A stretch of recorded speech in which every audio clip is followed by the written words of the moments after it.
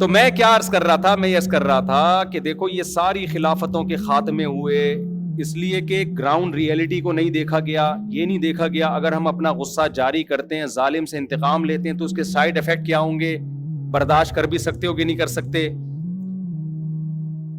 تو جہاں صبر کرنا تھا وہاں صبر نہیں کیا گیا. تو یہ لمحوں کی خطا ہے. آپ کو پتہ ہے خلافت جو بغداد کی جو خلافت کا خاتمہ ہوا نا, وہ سیکنڈوں کی غلطی تھی جس کی سزا ہم آج تک بھگت رہے ہیں. سیکنڈوں کی غلطی تھی. اگر خلیفہ کو پہلے پتا چل جاتا کہ یہ بندہ ان کے ساتھ ملا ہوا ہے اور یہ بارڈر سے فوجیں ہٹا رہا ہے, تاتاریوں کو راستہ دے رہا ہے, یہ اطلاع ہو جاتی تو وہ کچھ نہیں ہوتا. آج ہم باپ بنے ہوتے دنیا کے, گورے ہمارے ملکوں میں آ رہے ہوتے جاب تلاش کرنے. سیکنڈوں کی خطا ہوئی ہے جس سے سزا صدیاں پا رہی ہیں. ایک انگریز نے کتاب لکھی ہے, انگریز نے, دی گریٹ مغل کے نام سے, آپ دیکھ سکتے ہیں نیٹ پہ بھی شاید مل جائے. اس نے جو مغل بادشاہوں کی تاریخ بیان کی ہے نا, اس میں جو آخری بادشاہ بہادر شاہ ظفر, اس نے کہا جب بہادر شاہ ظفر سے ہمارا آخری مقابلہ ہوا ہے, آخری مقابلہ, اس میں بہادر شاہ ظفر اگر لڑتا اور اتنے مجاہدین اس کے ساتھ تھے, وہ اگر ہم سے مقابلہ کر لیتا, انگریز برے صغیر سے صفائے ہستی کے لیے, برے صغیر میں صفائے ہستی سے مٹ جاتا وہ. لیکن بہادر شاہ ظفر کو انگریزوں کے جاسوسوں نے جا کے, جو چاپلوسی پہلے سے کر رہے تھے اس کی, یہ بتایا کہ تم انگریز سے لڑ نہیں سکتے. یہ اس کی کھوپڑی میں انسٹال کر دیا. ایک طرف انگریزوں کے تھوڑے سے فوجی, دوسری طرف پورا دہلی, اتنے مجاہدین نکل کے آ گئے.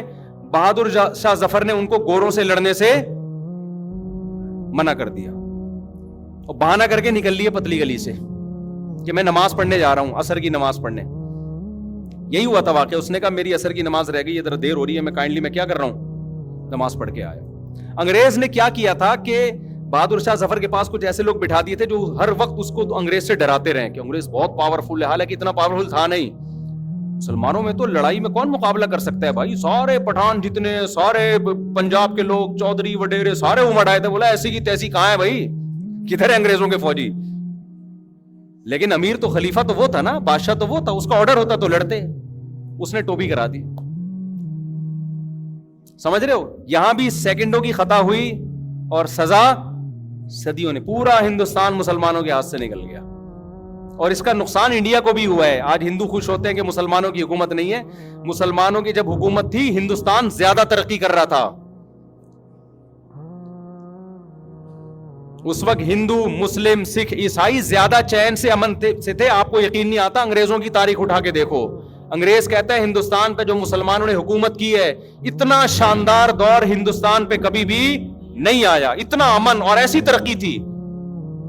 انگریز نے تو ہندوستان کی واٹ لگائی ہے, آ کے سارے خزانے لے گیا جو لندن میں جو اتنا ترقی کی ہے نا گوروں نے. یہ تو بر صغیر کی دولت سے کی ہے. تو وجہ کیا ہے؟ پلاننگ نہیں ہے, سوچنا نہیں ہے, ایک دم جلد بازی میں فیصلہ. اب انگریز نے آ کے بہادر شاہ ظفر کو بول دیا تم نہیں لڑ سکتے. ایک دم بھائی تو تھوڑا سا سوچ لے, بیٹھ کے تھوڑا مشورے لے لے. پھر کیا ہوا ہے کہ لڑائی نہیں ہوئی. نتیجہ کیا نکلا؟ بہادر شاہ ظفر کو انگریز نے پکڑ لیا, گرفتار کر کے اس کے بیٹوں کا جو ہے نا, بادشاہوں کا جو شہزادے تھے, ان کا سر کاٹ کے ٹرے میں پیش کیا کہ یہ پہلا تحفہ ہے آپ کی خدمت عالیہ میں. بہادر شاہ ظفر بہت نیک بادشاہ تھا, تہجد گزار تھا, اہل اللہ سے بیعت تھا.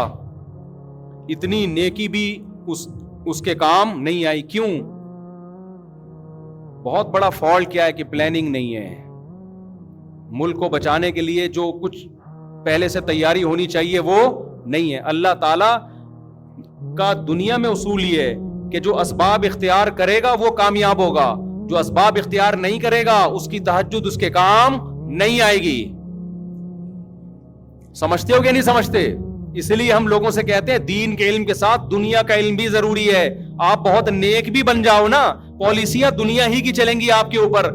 جب تک آپ سائنس اور ٹیکنالوجی میں ترقی نہیں کرتے, آپ دنیا کو آنکھیں دکھانے کے قابل نہیں ہوگے.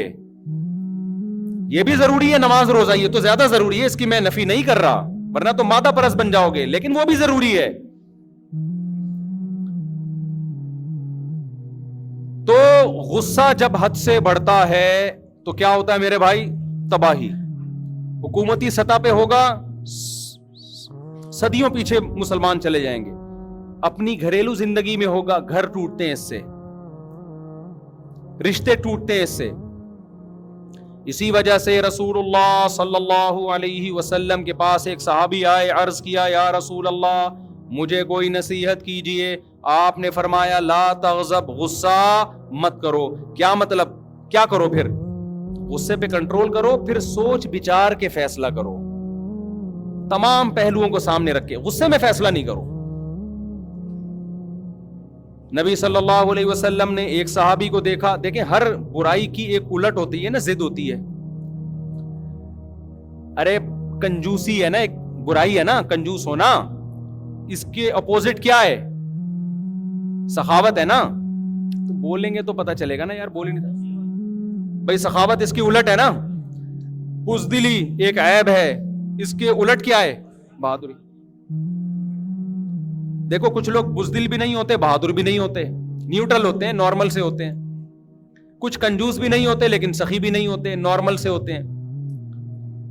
لیکن جب کسی چیز کو ڈیفائن کرنا ہو نا، اس کا الٹ، اس کی اپوزٹ پیش کر کے بتایا جاتا ہے.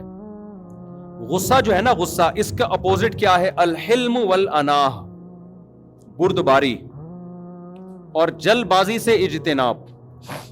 یہ غصے کا کیا ہے؟ الٹ ہے.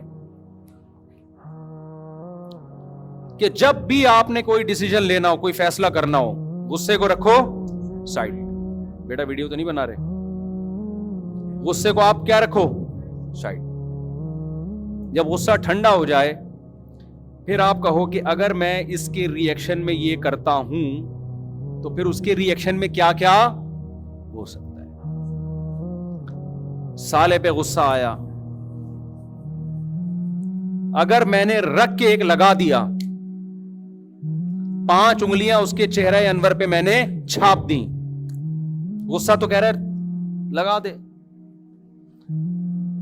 لیکن جب آپ ٹھنڈے مزاج سے سوچو گے یار 5 انگلیاں جب اس کے چھپیں گی تو اب دیکھو نتیجے میں ہو کیا سکتا ہے. اس کی انگلیوں کا سائز ناپو سب سے پہلے کہ لمبائی کس کی انگلیوں کی زیادہ ہے. سافٹنس دیکھو، آپ اپنا ہاتھ دیکھو کیسا نرم ملائم، اس کا ہاتھ دیکھو گے کھردرا. سمجھ میں آ رہی ہے بات؟ تو آپ نے کہا اگر میں نے 5 ادھر رکھی تو وہاں سے بھی 5 جب آئیں گی تو ری ایکشن جو ہے وہ ایکشن سے زیادہ. یہاں نیوٹن کا جو قانون ہے وہ بھی فیل ہو جائے گا. نیوٹن نے کہا تھا جو ایکشن ہوتا ہے تو ری ایکشن بالکل اسی پاور سے ہوتا ہے. نیوٹن کو سالے اور بہنوئی کی لڑائی کا نہیں پتا تھا کہ جب ان میں ایکشن ہوتا ہے تو ری ایکشن کئی گنا زیادہ ہوتا ہے. یا نیوٹن بھی آگے، نیوٹن نے کبھی اپنے سالے کو تھپڑ نہیں مارا ہوگا نا. ابے نیوٹن ہی کا ہے نا یہ ایکشن ری ایکشن والا. ہم نے تو 8ویں 9ویں کلاس میں پڑھے ہوئے تھے، پرانے ہو گئے، پتہ نہیں شاید چینج نہ ہو گیا ہو. سالے کے بارے میں یہ نہیں ہے، جتنا ایکشن ہوگا ری ایکشن اس سے زیادہ ہوگا. پھر آپ نے دیکھنا ہے کہ بیگم کے تعلقات پہ کیا اثر پڑے گا. وہ روٹ کے گھر چلی جائے گی. لوگ تیش میں آ کے کہتے ہیں جائے، ہم کسی کے غلام تھوڑی ہیں، ہم کوئی غلام ہیں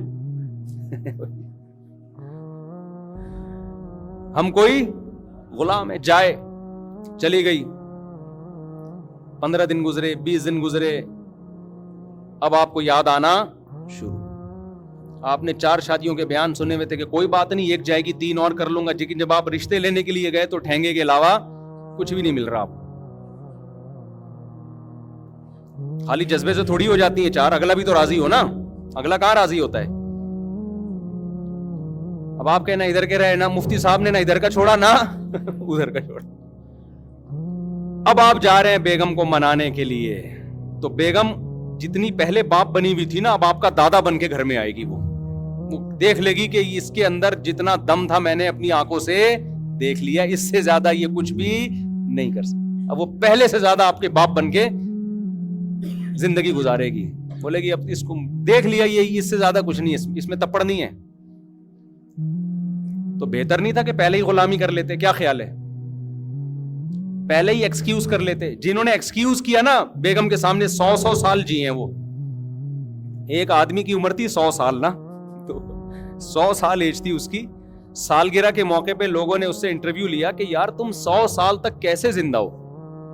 اس نے کہا میں روزانہ 5 کلومیٹر واک کرتا ہوں پابندی کے ساتھ جب سے میری شادی ہوئی ہے, یہ میری صحت کا راز ہے. حیرت کی بات ہے یار, 5 کلومیٹر کنٹینیو اتنی مستقل مزاجی سے تم نے کر کیسی لی واک. کہتے جب میری شادی ہوئی تھی نا تو رخصتی میں پہلی رات کو ہی میرا بیوی سے ایگریمنٹ ہوا تھا کہ جب بھی ہماری لڑائی ہوگی جس کی غلطی ہوگی وہ سوری بھی کرے گا اور سزا کے طور پر 5 کلومیٹر پیدل بھی چلے گا. کہہ رہے روزانہ ہماری لڑائی ہوتی ہے, آخر میں سوری بھی مجھے ہی کرنی پڑتی ہے, غلطی کا بھی مجھے اعتراف کرنا پڑتا ہے اور 5 کلومیٹر مجھے چلنا بھی پڑتا ہے. تو اس چکر میں گھر بھی بسا ہوا ہے اور الحمدللہ واکنگ کی وجہ سے 100 سال کا بھی ہو گیا. تو اگلے نے پوچھا کہ یار چل تو 100 سال کا ہو گیا 5 کلومیٹر چلنے کی وجہ سے, تیری بیوی بھی 100 سال کی ہونے والی ہے, وہ کیا کرتی ہے؟ اس نے کہا وہ بھی روزانہ میرے پیچھے 5 کلومیٹر چلتی ہے یہ دیکھنے کے لیے کہ چل بھی رہا ہے کہ نہیں چل رہا.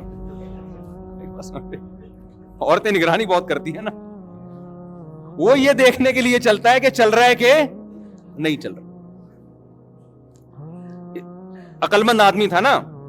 اب ظاہر ہے روزانہ جب لڑائی ہو رہی ہے تو ضروری تو نہیں ہے کہ روزانہ اسی کی غلطی ہو, لیکن اس میں غصہ نہیں تھا, تبھی تو 100 سال جیا ہی ہے.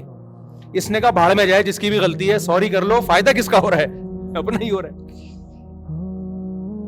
تو دیکھو کتنی لمبی زندگی. اگر یہ پہلے دن مار دھاڑ شروع کر دیتا اور بالآخر غیرت کی مثال قائم کر کے جاتا تو 50-55 میں اس کا انتقال ہو جانا. سمجھ رہے ہیں؟